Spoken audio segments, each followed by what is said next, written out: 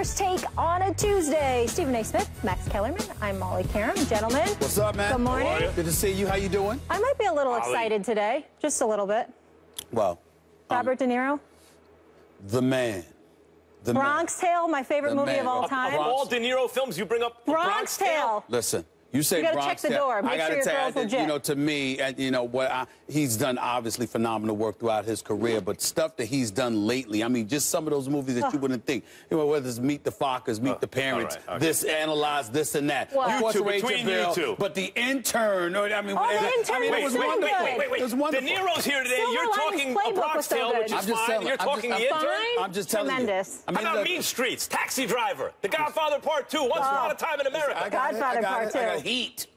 Heat was good. There's so Heat many. was good. He's Him with Al started over Pacino. 100 I thought Heat was a films. touch overrated to tell you. Really? Stop Wow. it. Tough critic. Wow. I like Whatever. 1900. How do you like that? Bertolucci's 1900. I can't talk to you right now. You said Heat was overrated. I can't talk to you right now. Anyway. I can't talk to you right now. A little bit insulted him a little bit. Whatever. We are Let's move so on. excited to have Robert De Niro here. He's going to talk about his new movie, Hands of Stone, so stay tuned for that. But we begin with the 88 Club. Madden 17 is out today. Dez Bryant isn't happy with his rating of 90, according to the Dallas Morning News.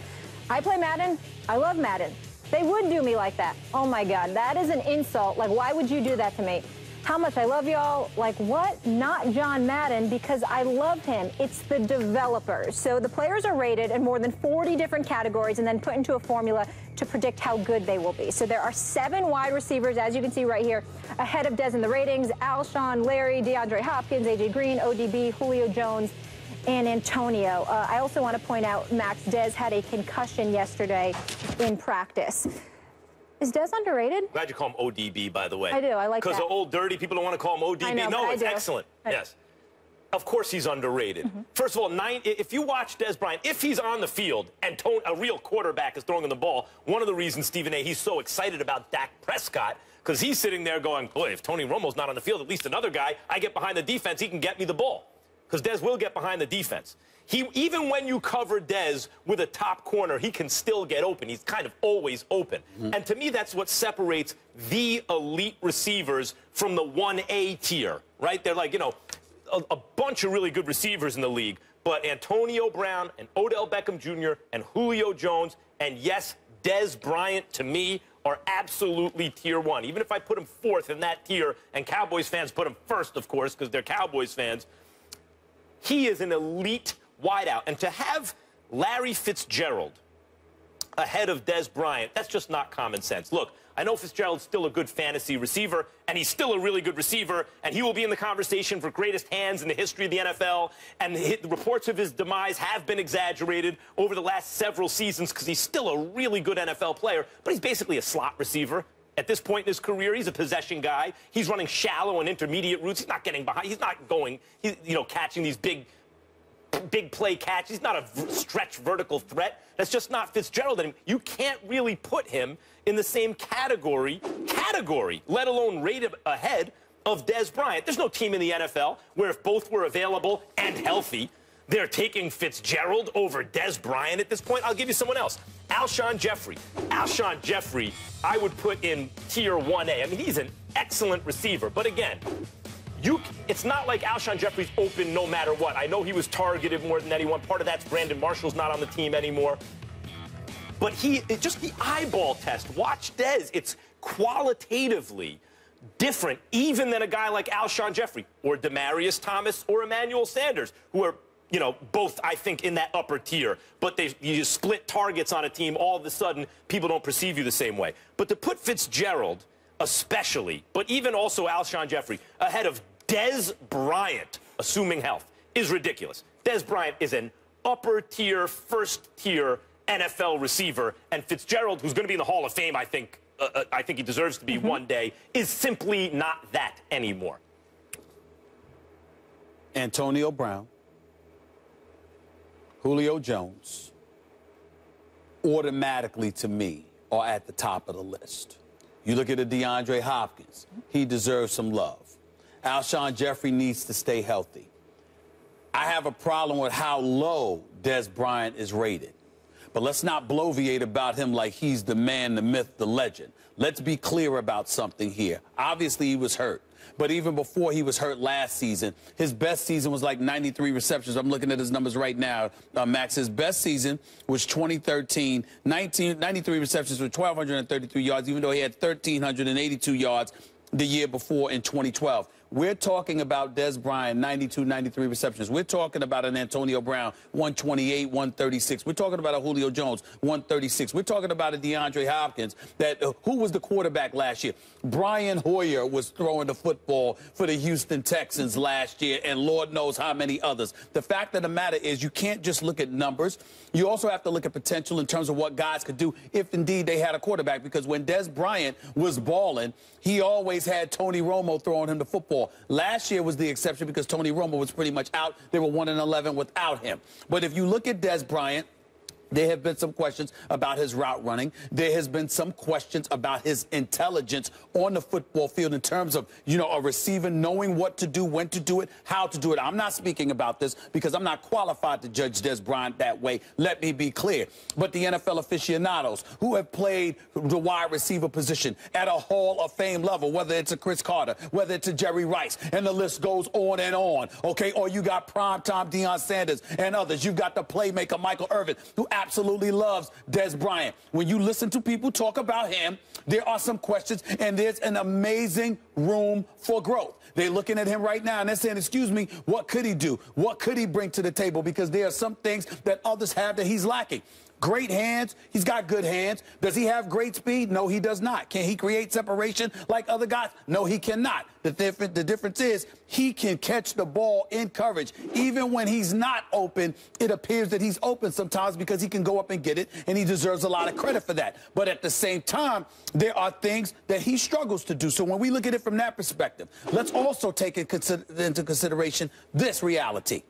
Dez Bryant has the luxury of having a massive offensive line, which is clearly the best in football, which made Darren McFadden look like an all-pro. Now you acquire Alfred Morris. You go out and draft Ezekiel Elliott. You're going to be running the football more effectively. Tony Romo is supposed to be healthy enough to quarterback for you. And when you look at it from that perspective, that opens a lot of things up for Dez Bryant as well that the others don't have at their disposal, whether it's because of Le'Veon Bell's suspension or the absence of a running game, particularly for the second half of the entire season for Julio Jones or DeAndre Hopkins, pretty much having to do it by his damn self because it's barely a running game because Arian Foster was out last year, and there's no passing game because you don't have a quarterback, and your offensive line was suspect too.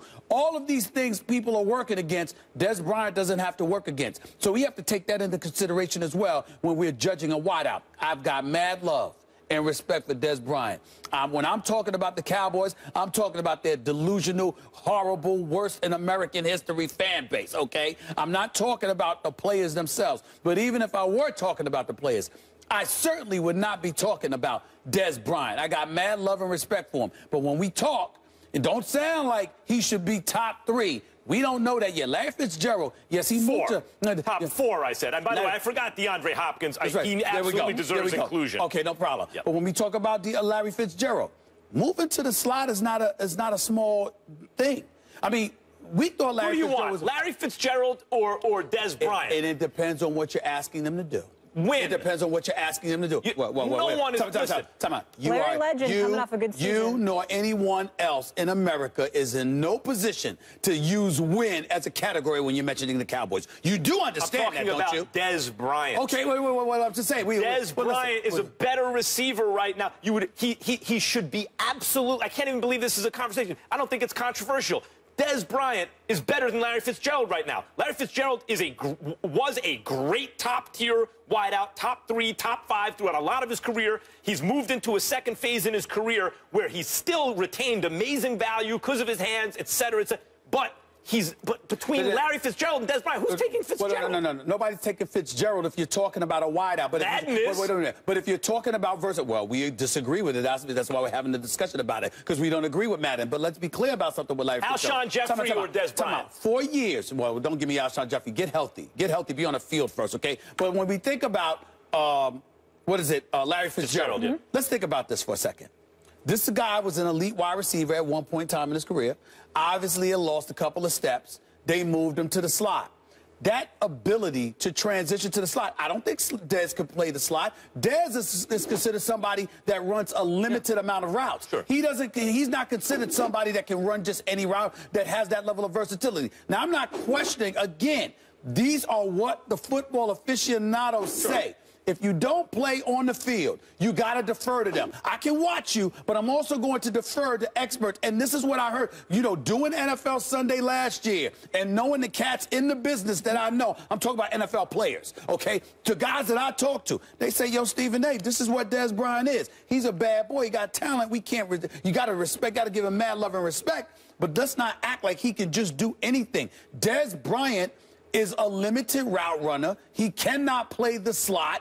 And by the way, his durability is now a question mark, which needs to be brought up as well. But to bring up guys, I know we agree about Fitzgerald, but to have him rated ahead of Dez, it's like a guy who can't play corner anymore. He can still play safety very well, but then you got a shutdown corner. Dez is a wideout, is the equivalent of a shutdown corner. Now, sometimes shutdown corners get criticized. Oh, they don't want to tackle guys. I mean, Dion got criticized for that. They don't want to tackle guys. They don't do this. You look at the X's and O's, etc. But the thing they can do, which is cover a guy, they can do at such an elite level, they're still elite. Whatever you want to say about Dez, he is always open, and his ability to That's not true. He's not always open. Because even when he's not open, you can throw the ball in his direction. Chances are he's coming down with it. Well, actually, you can't say chances are because it's not 128 to 136 receptions. It's 92, 93, 88 receptions. That's number one. Number two, they're running the ball most of the time. Number three, you and I both know Jason Witten is a huge target in the interior. So if you've got him between the seams, okay, and you're throwing the ball to Jason Witten, and you're running the ball effectively, and you've got all day. I mean, Tony Romo can stand back in the pocket, take pictures, call his wife, check on the kids and all of this stuff before he throws a damn pass because that's how much protection he's getting from that offensive line.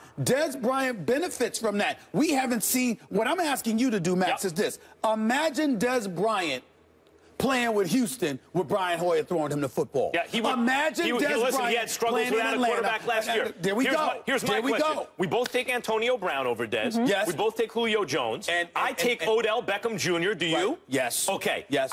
Who else do you take over Dez Bryant? That's all I'm saying. Who else do you take? Because Madden takes a lot of other guys. I would say to you, DeAndre Hopkins. I would have. Okay, I'll even go with that. Who else? Let me just add Dez at 5. Okay, 5. That's okay too. But Fitzgerald, no. Alshon Jeffrey, no. Larry Fitzgerald had 109 receptions last year, career high. So he's coming off a tremendous year. Do you want Larry Fitzgerald or Dez Bryant?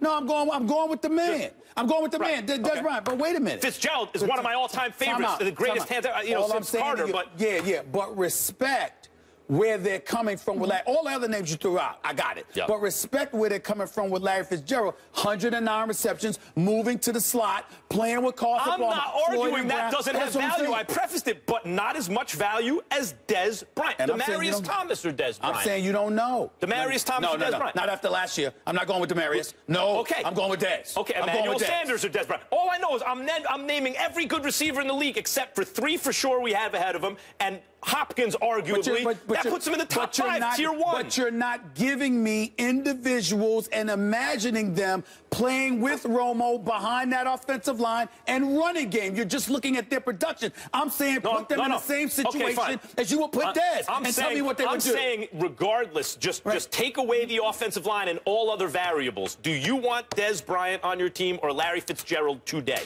Who do you want? Eliminate variables. The answer is Dez Bryant. Let me help you out with that. For one season or for the rest of your career? For right now, who do you want? Well, at 5. At 5. Dez at 5. Right, and they have him lower.